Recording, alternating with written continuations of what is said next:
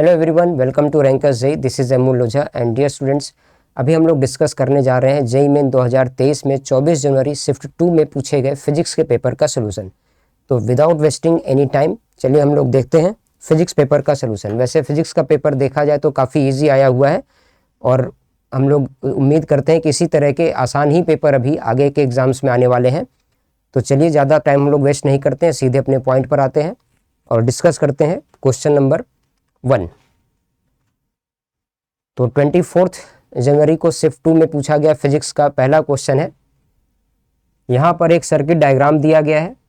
ये high input है 5 volt का, इधर से इसको ग्राउंडेड किया गया है, इसको हम लोग 0 कह सकते हैं।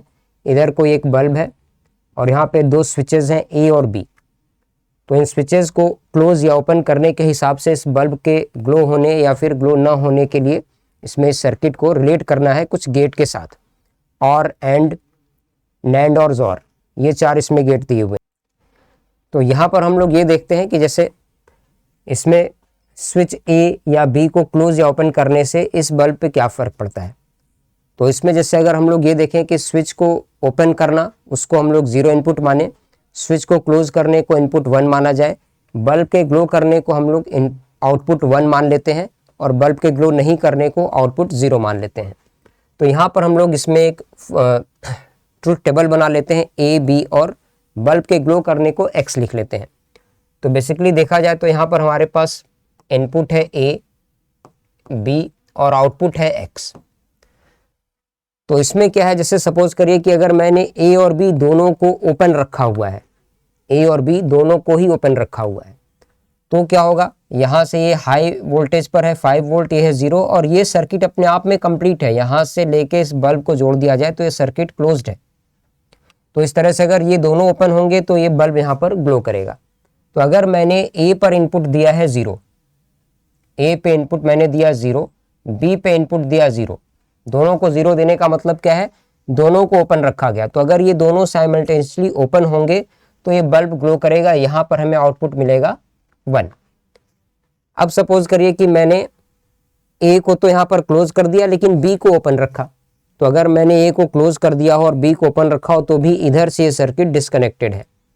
तो A को मैंने यहाँ पर क्या किया है, ओपन रखा हुआ है और B को क्लोज कर दिया, तो भी ये सर्किट यहाँ कंप्लीट है और बल्ब अभी भी ग्लो करेगा। इसी तरह से अगर मैं A को यहाँ पर क्लोज कर दूं और B को ओपन रखूं, A को क्लोज कर दूं और B को ओपन रखूं, तो भी ये बल्ब ग्लो करेगा। ये बल्ब ग्लो कब नहीं करेगा, जब मैं इन दोनों को एक साथ क्लोज कर दूं। अगर मैंने इन दोनों को एक साथ क्लोज कर दिया तो ये बल्ब शॉर्ट सर्किटेड हो जाएगा। यहाँ पे कोई रेजिस्टेंस नहीं है, ये हाई वोल्टेज और लो वोल्टेज यहाँ पे शॉर्ट सर्किट हो जाएगा। तो ये उस केस में बल्ब ग्लो नहीं करेगा। तो अगर मैंने A और B दोनों को एक साथ ओपन कर दिया तो ही ये बल्ब ग्लो नहीं करेगा। तो अब इसके हिसाब से हमें ये देखना है कि भाई A और B से हमें X, ये जो आउटपुट मिलना है वो कैसे मिलेगा। तो इसमें देखिए और, एंड, नैंड और जोर, इन चारों से कंपेयर कर सकते हैं। जैसे और में क्या होता है, और का मतलब एक तरह से ऐड करना। तो 0 + 0 ये 1 नहीं होगा, इसका मतलब ये और गेट तो बिल्कुल नहीं है। एंड की बात की जाए, एंड का मतलब होता है मल्टीप्लिकेशन। तो 0 × 0 से 1 नहीं आएगा। अब हम लोग बात कर लेते हैं नैंड। तो नैंड बेसिकली क्या है, एंड का नॉट। नैंड कौन सा गेट है, एंड। पहले हम लोग A और B का एंड लेंगे, इसके बाद इसका नॉट लेना है। तो जैसे 0 और 0 इन दोनों का एंड लिया जाए तो 0 आएगा और 0 का नॉट ले लेंगे तो 1 आएगा। इसका मतलब इसमें क्या है कि पहला वाला जो आउटपुट है वो मैच हो रहा है किससे, नैंड से। पहला आउटपुट किससे मैच हो रहा है, नैंड से।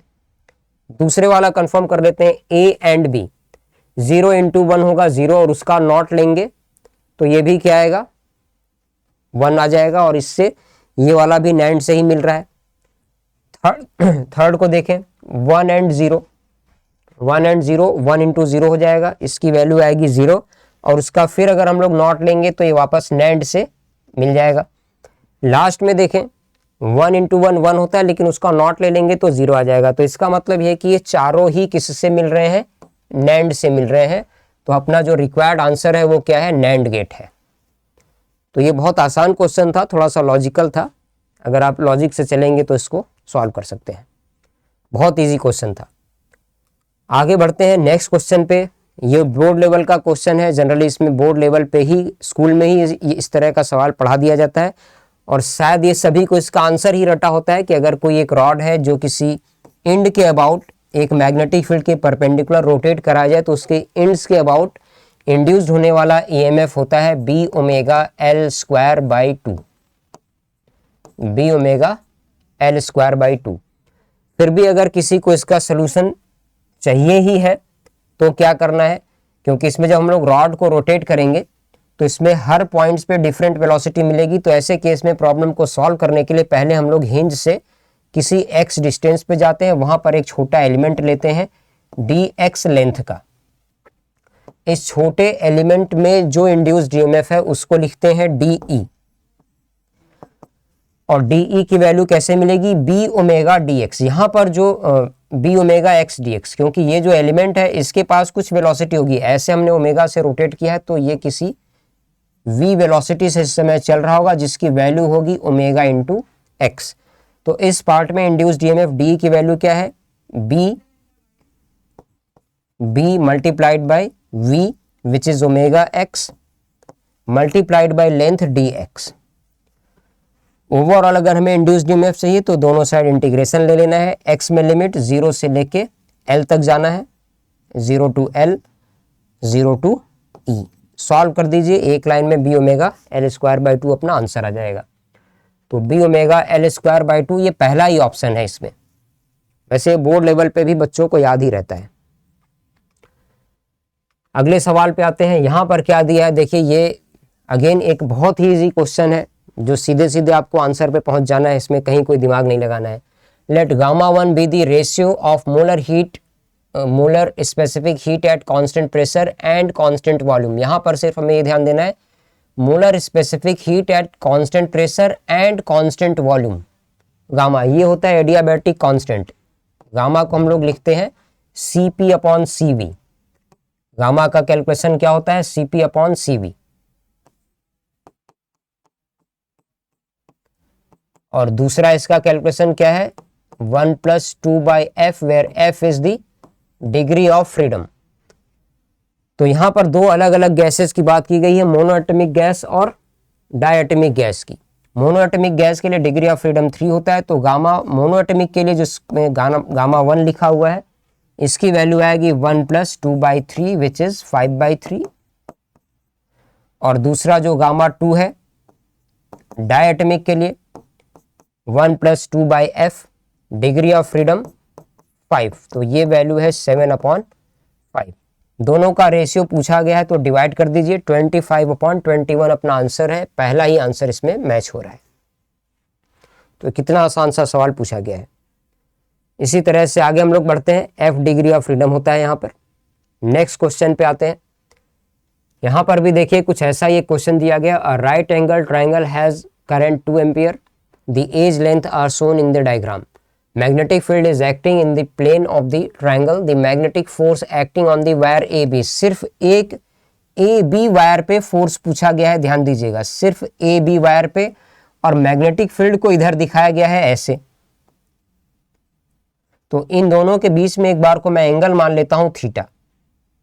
तो ये लेंथ हो गया, करंट हो गया और मैग्नेटिक फील्ड हो गया। यहां पर अगर हम लोग फोर्स का कैलकुलेशन लिखें वायर AB पे तो क्या लिखना है, IL क्रॉस B,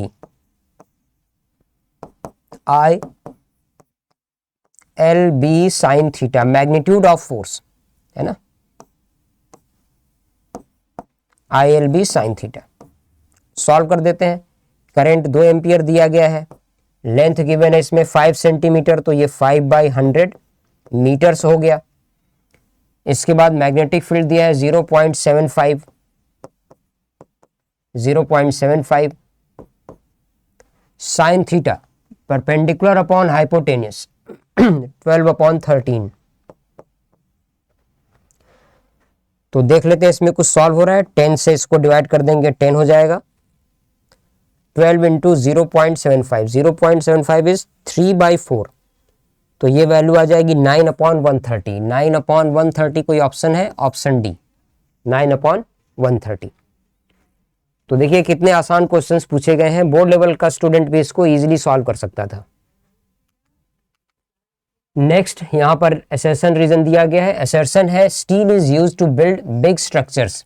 इसका रीजन दिया है steel has more elastic modulus as compare to the other materials. बिल्कुल सही बात है। अगर इलास्टिक लिमिट इलास्टिक मॉडुलस ज़्यादा है तो इसमें क्या है, स्मॉल फोर्सेस पे डिफॉर्मेशन कम आएगा और कम डिफॉर्मेशन पे इसके ओरिजिनल शेप को रीगेन करने की टेंडेंसी ज़्यादा होगी। तो इस तरह से इसमें पहला जो असर्शन है वो भी सही है, इसका रीजन भी सही है और ये रीजन से करेक्टली एक्सप्लेन भी होता है। तो फिफ्थ क्वेश्चन का अपना आंसर क्या होना चाहिए, ए। क्वेश्चन नंबर 5 का आंसर क्या होना चाहिए, ए। थ्योरेटिकल है लेकिन आसान है। नेक्स्ट क्वेश्चन देखिए, ये तो बहुत ही बच्चों वाला क्वेश्चन पूछ दिया इन्होंने। If A vector is I cap plus 2j cap plus M K cap and B vector is I cap minus 2j cap plus M K cap are perpendicular to each other. दो vectors given है, दोनों एक दूसरे के perpendicular बता दिया गया है। तो अब इससे आसान क्या हो सकता है, एम की वैल्यू यहाँ पर पूछी गई है, एम एक अननोन है। तो भाई अगर ए वेक्टर और बी वेक्टर दोनों एक दूसरे के परपेंडिकुलर हैं तो ए डॉट बी की वैल्यू क्या होनी चाहिए, 0 होनी चाहिए। बस डॉट लेके सॉल्व कर देना है। ए डॉट बी हमें कैसे मिलेगा, आई कैप और आई कैप का डॉट होगा तो 1 आएगा। इसके बाद plus 2j cap minus 2j cap dot लेंगे तो -4 हो गया। एम के कैप और एम के कैप तो ये हो गया एम स्क्वायर और ये सब मिलके कितना हो जाना चाहिए, 0। तो एम स्क्वायर की वैल्यू क्या आ गई, 3, या फिर एम की वैल्यू क्या होगी, रूट के अंदर 3। तो x बराबर क्या लिखना है हमें, 3। यही अपना रिक्वायर्ड आंसर है जो यहां पर पूछा गया है।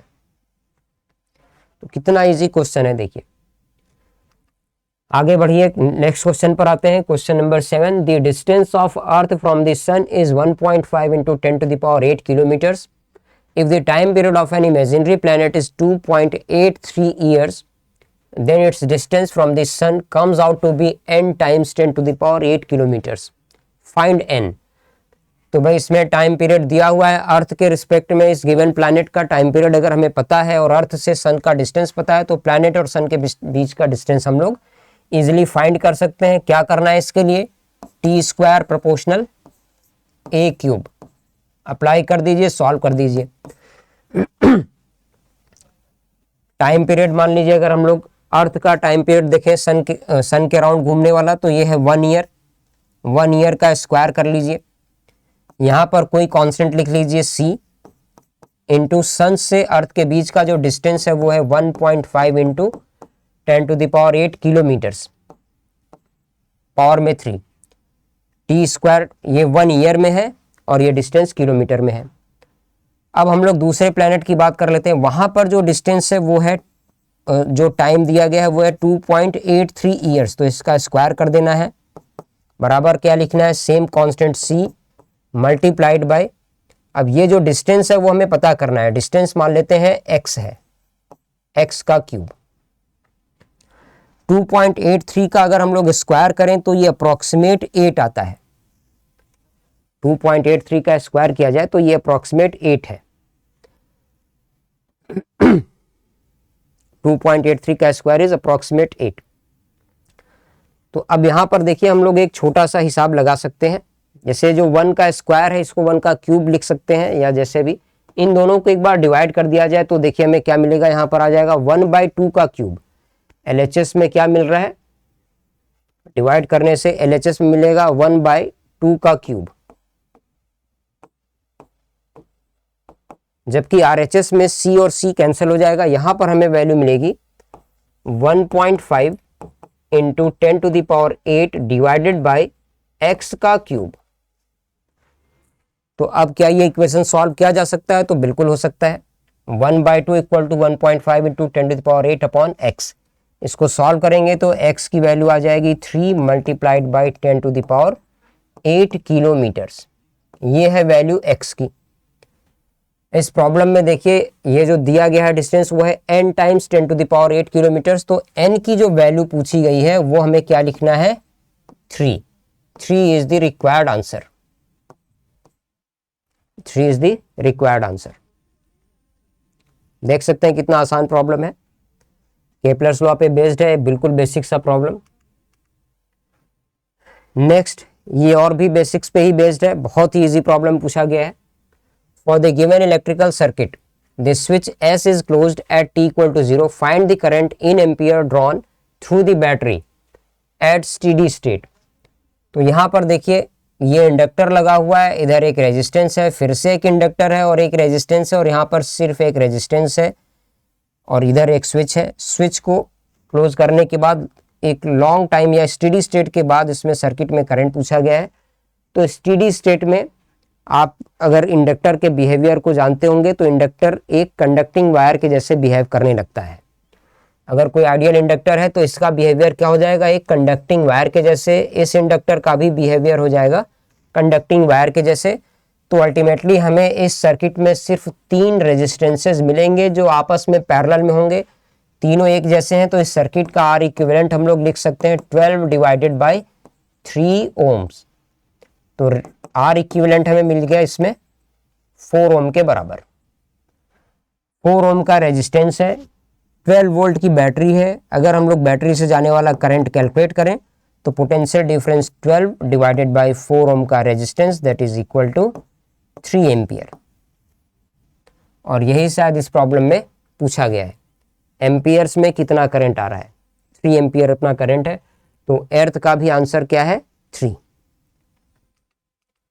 इसी तरह से आगे बढ़ते हैं। Question number 9, the velocity time graph for a particle moving along a straight path is shown, find the time taken in seconds by the particle to cover the first 10 metres of distance. 10 metres of distance की बात की गई है, तो 10 metre कितने देर में ये cover कर लेगा, वो टाइम पूछा गया है। तो इसमें आप रफली आइडिया लगाते चल सकते हैं कि भाई यहाँ से 3 मीटर तक 3 सेकेंड तक एक जैसा ग्राफ है, तो इतनी देर में जो एरिया होगा वो आप चेक कर लीजिए, डिस्टेंस के बराबर आ जाएगा। 3 × 4/2 कितना होगा, 3 × 4/2, तो ये वैल्यू आएगी 6। लेकिन हमसे पूछा गया है 10। थोड़ा आगे और बढ़ जाइए, यहाँ तक एक बार आके देख लीजिए क्या है। 5 तक अगर हम लोग पहुँचते हैं तो base into height 5 × 4 20 divided by 2, ये पूरा एरिया अगर हम लोग कैलकुलेट करें यहाँ पर ये वाला एरिया, तो ये एरिया हमें 10 मीटर्स के बराबर मिल रहा है। लेकिन वो कब होगा, जब टाइम क्या होगा, 5 सेकेंड। 5 सेकेंड वाले टाइम पर ये हमें मिल रहा है। तो अपना आंसर ही क्या हो गया, 5 हो गया। सेकेंड्स में ही पूछा गया है, तो जो अपना रिक्वायर्ड आंसर है वो है 5। बताइए, कुछ भी नहीं करना है इस प्रॉब्लम में, और इतना तो मेरे ख्याल से बहुत बेसिक से ही बच्चों को भी आता होगा, पता ही है। वीटी ग्राफ का एरिया देख लेंगे तो हमें डिस्टेंस, डिस्प्लेसमेंट सब कुछ मिल जाएगा। आगे बढ़िए। ये थोड़ा सा एक बेटर क्वेश्चन है, इसलिए कि इसमें थोड़ा सा कैलकुलेशन है, बाकी प्रॉब्लम में यहाँ पर भी ऐसे कुछ खास नहीं है। An electron jumps from third excited state to the ground state in a hydrogen atom. Electron third excited state से गया है। थर्ड एक्साइटेड स्टेट का मतलब 4th एनर्जी लेवल, n बराबर 4।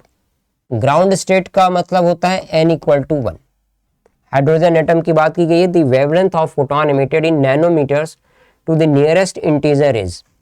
तो अब इसमें आप देख लीजिए, इनिशियल एनर्जी देखिए, फाइनल एनर्जी देखिए, दोनों का जो डिफरेंस है उससे फोटोन की एनर्जी फाइंड कर लीजिए, आपको वेवलेंथ मिल जाएगा। जैसे यहाँ पर अगर हम लोग इनिशियल एनर्जी की बात करें,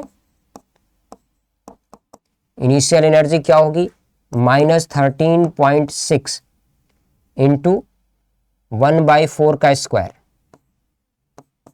1/16।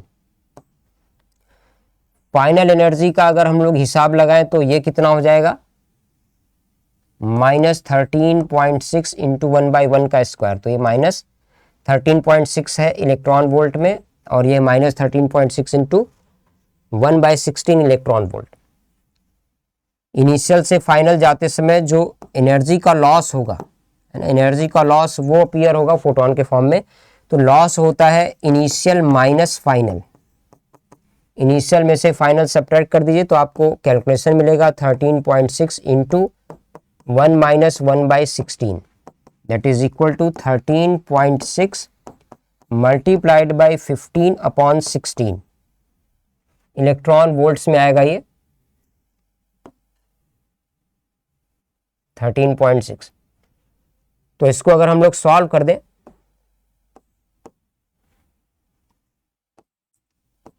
जीरो 0.85 इंटू 15, कैलकुलेशन करके देख लेते हैं कितना आता है। तो डेल्टा ई की वैल्यू इलेक्ट्रॉन वोल्ट्स में 15 इंटू 5,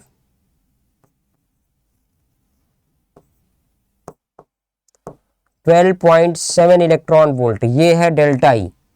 और डेल्टा ई की वैल्यू अगर आपको मिल गई तो इसको किससे इक्वेट करा देना है, एच सी बाय लैम्डा, जहां पर एच सी की वैल्यू क्या है, 1240, ये दिया हुआ है इलेक्ट्रॉन वोल्ट नैनोमीटर में, और नैनोमीटर में ही वेवलेंथ हमें बताना है।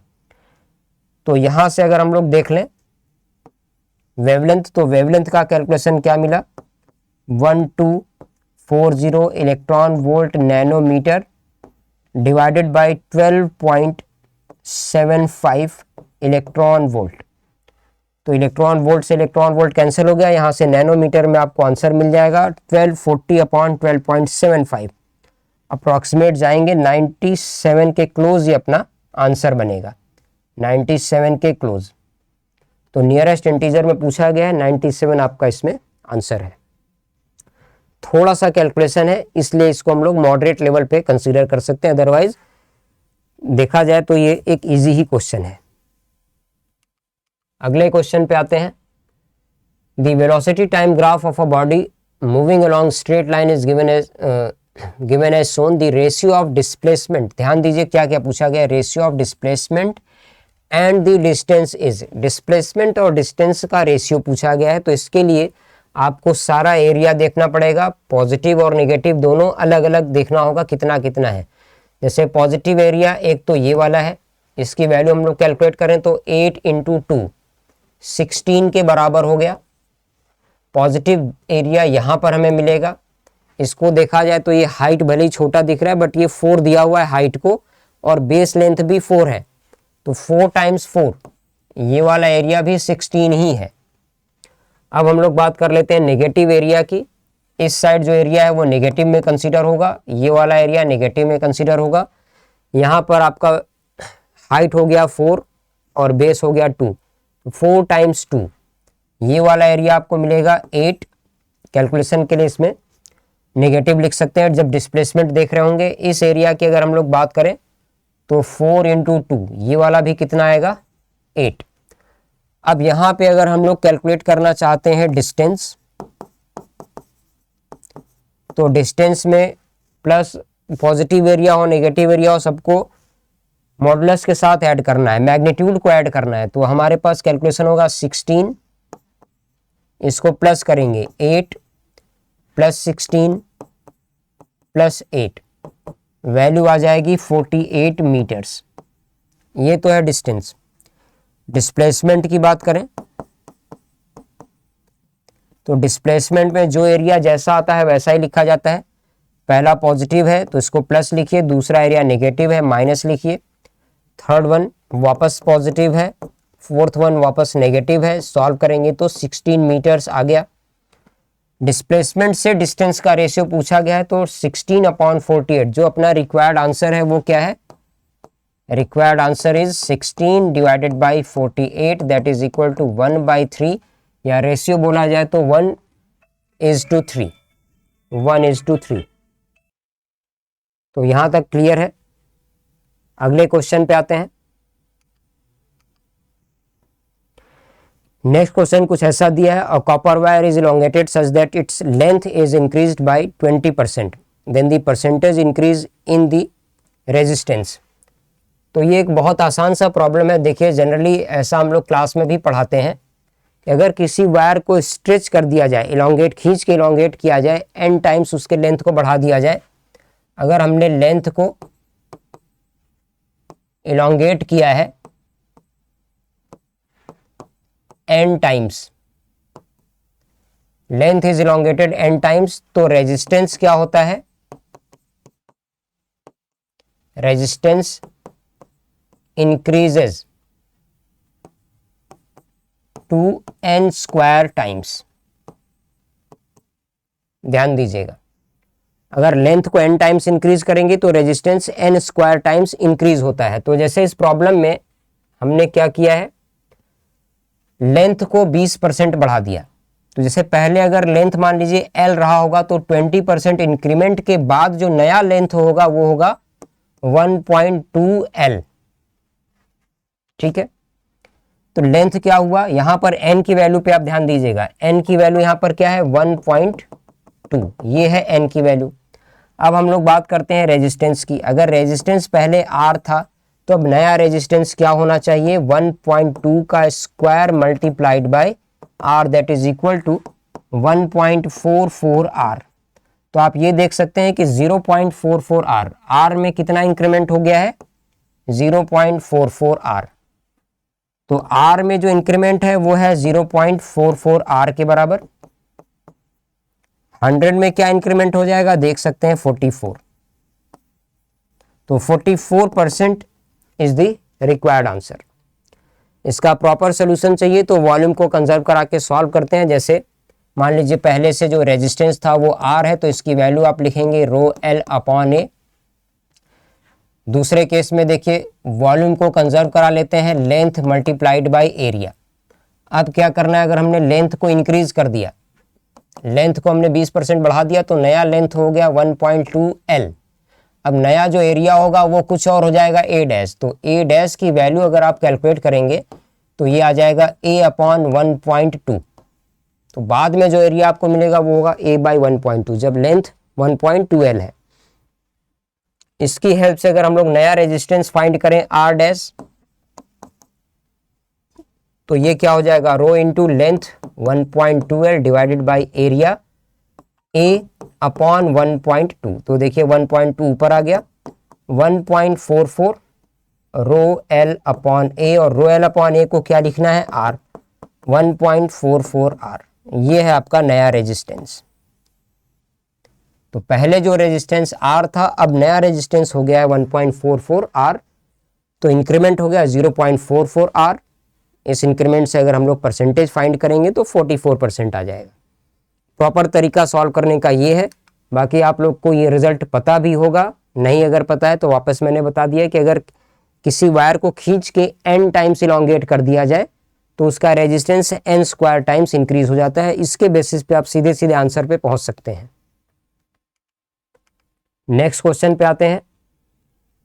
यहां पर एक असर्शन दिया हुआ है, assertion acceleration due to gravity decreases with both height and depth from the surface of earth. तो बिल्कुल सही है। अगर इसमें हम लोग एक्सेलरेशन ड्यू टू ग्रेविटी का वेरिएशन देखें सेंटर से हाइट बढ़ाते चले जाएं, सेंटर से दूर जाते समय magnitude of acceleration due to gravity centre से देखा जाए तो इसका ग्राफ आप लोगों ने पहले से पढ़ा होगा। ऐसा कोई ग्राफ आता है, पहले इसमें acceleration due to gravity linearly increase करता है और उसके बाद 1/r स्क्वायर के प्रोपोर्शनल हो जाता है। ये वाला जो पॉइंट है ये है सरफेस, ये क्या है G एट सरफेस। तो अब आप यहां पर ये ध्यान दीजिए कि सरफेस वाला पॉइंट तो ये है, यहां से अगर हम लोग राइट में चलेंगे तो हाइट बढ़ेगी, लेफ्ट में चलेंगे तो डेप्थ में जाएंगे। तो लेफ्ट में चलेंगे तो भी एक्सेलरेशन डिक्रीज हो रहा है और राइट में जा रहे हैं तो भी एक्सेलरेशन डिक्रीज ही हो रहा है।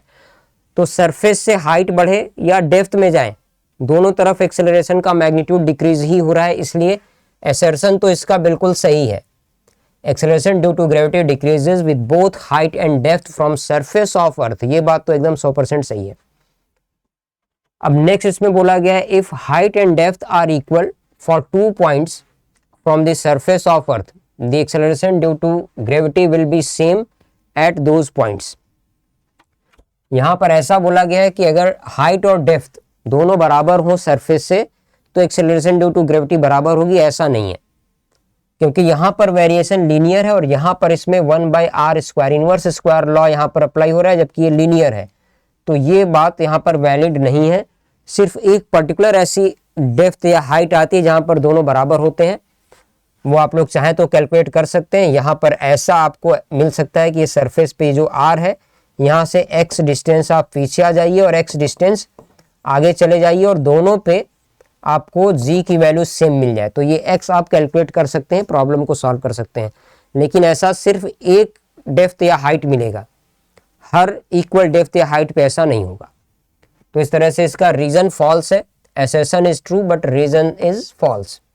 तो ऐसा कोई ऑप्शन है A is true but R is false, इसका आंसर हो गया सी। क्वेश्चन नंबर 13 का आंसर है सी। नेक्स्ट क्वेश्चन की ओर बढ़ते हैं। यहां पर क्या दिया है देखिए, 2 कंसेंट्रिक सेमी सर्कुलर रिंग्स हैं जिनका रेडियाई दिया है R1 और R2 और उनपे equal linear charge density lambda दिया हुआ है हर एक पे। Find the potential at centre C, यहाँ C पे हमें पोटेंशियल बताना है। तो सेमी सर्कुलर रिंग की वजह से जो पोटेंशियल होता है उसमें मान लीजिए हमने अंदर जो R1 रेडियस है इस पे कोई चार्ज सपोज कर लिया है Q1, आउटर वाले पे हमने चार्ज सपोज कर लिया Q2। तो Q1 की वैल्यू क्या होगी, linear charge density into length lambda multiplied by pi R1। इसी तरह से Q2 की वैल्यू क्या हो जाएगी, lambda multiplied by pi R2। Q1 और Q2 मिल जाएंगे। अब हमें यहां पर पोटेंशियल बताना है C पे। तो सेमी सर्कुलर रिंग की वजह से सेंटर पे जो पोटेंशियल होता है उसकी वैल्यू आप लोगों को याद होगी 1/4 pi epsilon not Q by R, ये ध्यान रखना है। तो हमें यहां पर क्या करना है भाई, Q बाई R में एक बार तो हमें लेना होगा Q1 बाई R1 और दोनों पॉजिटिव चार्ज हैं तो दूसरा पोटेंशियल भी सीधे सीधे ऐड होगा 1/4 pi epsilon not Q2 by R2। तो Q1 बाई R1 देखिए कितना है lambda into pi, Q2 by R2 भी कितना है लैम्डा इंटू पाई। तो यहाँ पे भी लैम्डा इंटू पाई, यहाँ पे भी lambda into pi. 1/4 pi epsilon not को कॉमन कर लिया जाए तो लैम्डा इंटू पाई 2 बार आ जाएगा, 2 लैम्डा पाई। इसमें पाई से पाई कैंसिल कर दीजिए, 2 से 4 को डिवाइड कर दीजिए, 2 रह जाएगा तो वैल्यू आ जाएगी लैम्डा बाई 2 एप्सिलॉन नॉट। तो कितना बेसिक सा क्वेश्चन है, लास्ट वाला ऑप्शन इसका करेक्ट है। बहुत ही आसान सा प्रॉब्लम है। नेक्स्ट देखिए क्या पूछा गया है, electric field vector and magnetic field vector of an electromagnetic wave E equal to E0 sine omega T minus K X J cap है और बी वेक्टर है B0 sine omega T minus K X K cap है। तो यहां पर इसमें omega के E0 और B0 इनको आपस में रिलेट करना है। तो आपको दो बातों का ध्यान रखना है, इलेक्ट्रोमैग्नेटिक वेव में एम्पलीट्यूड ऑफ इलेक्ट्रिक फील्ड और एम्पलीट्यूड ऑफ मैग्नेटिक फील्ड इनका रेशियो होता है स्पीड ऑफ लाइट c, और किसी भी वेव के लिए जो स्पीड ऑफ वेव होती है वो होती है ओमेगा बाई के, ओमेगा बाई के। तो बस आपको इतना ध्यान रखना है। अब आपके पास ये रिलेशन है, इसको सॉल्व कर दीजिए, देखिए आपके पास क्या आंसर आता है। E0 by B0 equal to omega by K, कोई सा भी मैच हो रहा है क्या इससे? फर्स्ट वाले ऑप्शन में ओमेगा E0 ये तो मैच नहीं होगा, सेकेंड ऑप्शन में के E0 बराबर ओमेगा B0, तो इसका बी आंसर सही होना चाहिए, इसका बी आंसर सही होना चाहिए क्वेश्चन नंबर 15। तो ये मेरे ख्याल से क्लियर है, क्वेश्चन नंबर 15 का आंसर बी, के E0 equal to omega B0। कितना आसान सा प्रॉब्लम है और ये बोर्ड में भी पढ़ाया जाता है ना, बोर्ड लेवल पे आपको क्लास में पढ़ाया गया होगा। नेक्स्ट क्वेश्चन पे आते हैं। यहां पर क्या दिया है, ये तो एक बहुत ही बच्चों वाला सवाल पूछ लिया गया है। Consider the circuit shown, resistance of each volt meter is 400, find the reading of any one of volt meter. यहां पर एक बैटरी है जिसमें 90 वोल्ट का पोटेंशियल डिफरेंस दिया गया है। ये एक रेजिस्टेंस है 100 ओम का, ये भी रेजिस्टेंस है 100 ओम का, दोनों रेजिस्टेंस एक जैसे हैं, दोनों वोल्ट मीटर एक जैसे हैं। तो क्या दोनों पे पोटेंशियल डिफरेंस एक जैसा नहीं आना चाहिए? दोनों पे पोटेंशियल डिफरेंस भी एक जैसा आएगा और ये सीरीज में कनेक्टेड है इसलिए पोटेंशियल डिवाइड होगा। तो पोटेंशियल दोनों पे डिवाइड होगा और बराबर में डिवाइड होगा, बराबर में डिवाइड होगा तो अपना आंसर क्या हो गया 45 volt, option B is correct. तो ये तो शुरू होते ही खत्म हो गया, लॉजिकली इसको सॉल्व कर दिया बहुत ही आसानी से और ये शायद 10th लेवल का स्टूडेंट भी इसको सॉल्व कर सकता है। क्वेश्चन नंबर 17, यहाँ पर देखिए क्या दिया गया, long solenoid has 70 turns per centimetre and carries current 2 ampere, the magnetic field inside this solenoid is. अब इससे आसान सवाल क्या होगा भाई, सोलेनॉइड के अंदर की मैग्नेटिक फील्ड क्या होती है, mu naught N I, where N क्या होता है, number of turns per unit length.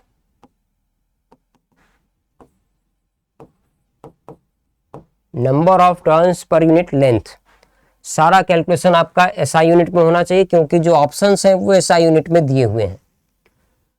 तो एसआई यूनिट में अगर हम लोग नंबर ऑफ टर्न्स की बात करें तो ये number of turns per unit length में लेंथ 1 मीटर होना चाहिए, जबकि हमें प्रॉब्लम में दिया गया है 70 टर्न्स पर सेंटीमीटर। तो ये number of turns per unit length नहीं है। Number of turns per unit length अगर हम लोग कैलकुलेट करेंगे तो 70 डिवाइडेड बाई 1, सेंटीमीटर को आप मीटर में बदलेंगे तो ये वैल्यू आएगी 7000 पर मीटर। ये हो गया आपका n। अब म्यू नॉट की वैल्यू देखिए गिवन है, तो मैग्नेटिक फील्ड अगर हम लोग यहाँ पे बताना चाहते हैं तो बता सकते हैं। मैग्नेटिक फील्ड B की वैल्यू क्या हो जाएगी, म्यू नॉट गिवन है 4 पाई, पाई की वैल्यू लिख लेते हैं 22/7, 4 पाई 10 टू द पावर -7, ये तो हो गया म्यू। n की वैल्यू है अपने पास 7000 है तो 10 टू द पावर 3 लिख लेते हैं, और करंट यहाँ पे दिया गया है 2 एम्पियर। तो क्या इसमें कुछ सॉल्व हो रहा है, 7 से 7 माइनस कैंसिल कर लेते हैं, 4 times 22 88, 88 times 2 176, -7 + 3 10 to the power -4, tesla में अपना आंसर आ गया। तो क्या ऐसा कोई ऑप्शन है 176 10 to the power -4, option C is correct, option C is correct. तो देख लीजिए कितने आसान आसान क्वेश्चंस पूछे गए हैं। नेक्स्ट क्वेश्चन पे आते हैं, question number 18, a ray of parallel white light incidence on a convex lens and colour gets separated. ध्यान दीजिए, कलर गेट्स सेपरेटेड, अगर इसमें एब्रेशन की बात आती है तो क्रोमेटिक एब्रेशन थ्योरेटिकल क्वेश्चन है, ये थ्योरेटिकल क्वेश्चन है, बोर्ड में आपको पढ़ाया गया होगा स्कूल में, और कहीं पे भी आपने पढ़ा होगा तो ये जरूर बताया गया होगा। चाहे हो सकता है किसी ने नोट्स में ना लिखवाया हो, बट कम से कम आपको ओरली ही बता दिया होगा कि भाई इस टाइप का एब्रेशन लेंस में आता है। तो ये क्लियर है, थ्योरेटिकल क्वेश्चन था। Next, assertion reason, the weight of an object at Mount Everest is lesser than its weight at sea level। ये है assertion, और रीजन है the value of z decreases as height increases। तो भाई अगर इसमें हम लोग देखें, हाइट के साथ साथ acceleration due to gravity decrease तो होती ही है, तो acceleration due to gravity decrease हो रही है, z decreases as height increases, तो ये रीजन तो बिल्कुल सही है। और इसके हिसाब से माउंट एवरेस्ट सी लेवल से तो काफ़ी ऊपर है, तो वहाँ पर डेफिनेटली जी की वैल्यू कम होगी, और जी की वैल्यू अगर कम होगी तो वेट किसी भी ऑब्जेक्ट का डिक्रीज तो करेगा ही करेगा, इसका मतलब वहाँ पर वेट कम होगा as compare to that at sea level. तो यहाँ पर वेट कम होगा, ये बात भी सही हो गई। इसका जो रीजन है, रीजन भी सही है, और इस रीजन से ही एक्सप्लेन भी हो रहा है, तो इसका सही ऑप्शन क्या हो गया, ए। assertion and reason both are correct and the reason is correct explanation of assertion। तो ये भी लॉजिकल क्वेश्चन था, चुटकियों में सॉल्व होने लायक। अगला क्वेश्चन क्या है भाई, अ कॉन्वेक्स लेंस, अगला क्वेश्चन है, अ convex lens of refractive index 1.5 has focal length 20 centimetre in air when this lens is emerged in water, refractive index 4/3, the new focal length in centimetre is. तो भाई ये बहुत आसान सा प्रॉब्लम हो गया। पहले देखिए, एयर में फोकल लेंथ दिया गया, तो यहाँ पर हम लोग लेंस फॉर्मूला को यूज कर लेते हैं, sorry lens makers formula. Lens makers formula क्या है, 1/f। पहले हम लोग मान लेते हैं कि एयर में इसका फोकल लेंथ लिखा जाए, तो इधर हम लोग लिखेंगे n relative -1 multiplied by 1/r1 minus 1/r2। ये है लेंस मेकर्स फॉर्मूला। एयर में हम लोगों ने ये कैलकुलेशन लिखा है, एयर में जो फोकल लेंथ है वो शायद दिया हुआ है 20 centimetre, n relative -1, n relative air के रिस्पेक्ट में लिखेंगे तो जो लेंस का रिफ्रैक्टिव इंडेक्स है उसी को हमें यहाँ यूज़ करना पड़ेगा 1.5। तो ये वैल्यू आएगी 1.5 minus 1 multiplied by 1/r1 minus 1/r2। एक कैलकुलेशन तो ये हो गया। अब हम लोग बात कर लेते हैं, जब इसी सिस्टम को हमने कहाँ पे सबमर्ज कर दिया, किसी लिक्विड में, इनफैक्ट वाटर में, तो वाटर के लिए अगर हम लोग लेंस मेकर्स फार्मूला अप्लाई करेंगे तो क्या लिखेंगे, 1 upon focal length in water will be equal to N relative. N relative कैसे लिखेंगे, पहले लिखा जाता है लेंस का मटेरियल, लेंस के मटेरियल का रिफ्रैक्टिव इंडेक्स 1.5, 1.5 को हम लोग लिख सकते हैं 3/2 और इससे डिवाइड करते हैं उस मीडियम के रिफ्रैक्टिव इंडेक्स को जिसमें लेंस रखा होता है, और वहां पर वो मीडियम क्या है, वाटर, जिसका रिफ्रैक्टिव इंडेक्स है 4/3। तो इसको डिवाइड करना है 4/3 से, तो 3 ऊपर आ गया, 4 नीचे रह गया, -1। ये वैल्यू क्या हो गई, एन रिलेटिव -1, जब लेंस को हमने वाटर में सबमर्ज कर दिया। और इसके साथ 1/r1 माइनस 1/r2, ये तो एज इट इज रहना है, दोनों को डिवाइड कर दीजिए और देखिए क्या प्रॉब्लम अपना सॉल्व हो रहा है। 1/r1 1/r2 ये कैंसिल हो गया, FW ऊपर आ जाएगा डिवाइडेड बाय 20। कैलकुलेशन देखिए क्या मिल रहा है, FW डिवाइडेड बाय 20।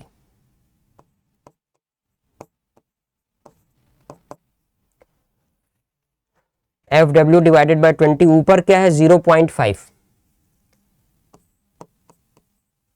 और डिनोमिनेटर में देखिए क्या आ रहा है 9/8 माइनस 1, 9/8 माइनस 1, ये वैल्यू आएगी शायद 1/8। ये वाला 8 ऊपर आ जाएगा और 0.5 से मल्टीप्लाई होके 4 बन जाएगा। तो वाटर में जो रिफ्रैक्टिव इंडेक्स बना वो है 20 टाइम्स 4, दैट इज 80 सेंटीमीटर्स। क्या हो गया, 80 सेंटीमीटर्स। तो ये था अपना क्वेश्चन नंबर 20। बहुत ही आसान प्रॉब्लम्स था, सारे ही क्वेश्चंस इजी हैं, देखा जाए तो एक भी इसमें टफ प्रॉब्लम नहीं था। तो दैट्स ऑल फॉर नाउ। काफ़ी आसान क्वेश्चन आया, देखा जाए तो अगर हमने यहाँ पर 20 क्वेश्चंस डिस्कस किए हैं तो हार्डली 42 मिनट्स अभी हुए हैं, जिसमें हमने बहुत सारा डिस्कशन भी किया, समझाया भी, है ना, और काफ़ी सारी बातें भी कर ली इसी बीच में। तो ओवरऑल ये एक बहुत ही आसान पेपर था और कायदे से 40 मिनट में आपके 25 क्वेश्चन इस पेपर में हो जाने चाहिए। ये मैं ऐसे बच्चे के लिए बोल रहा हूँ जो कि एवरेज से थोड़ा सा ऊपर हो, जिसकी परफॉर्मेंस एवरेज लेवल से थोड़ी भी ऊपर रही होगी, उसके लिए ये 40 to 45 मिनट्स का ही पेपर था फिजिक्स का। तो ठीक है, मिलते हैं फिर जल्दी ही इसी तरह की और वीडियो के साथ। तब तक के लिए bye bye everyone, take care, good night, और आगे के पेपर्स के लिए ऑल द बेस्ट।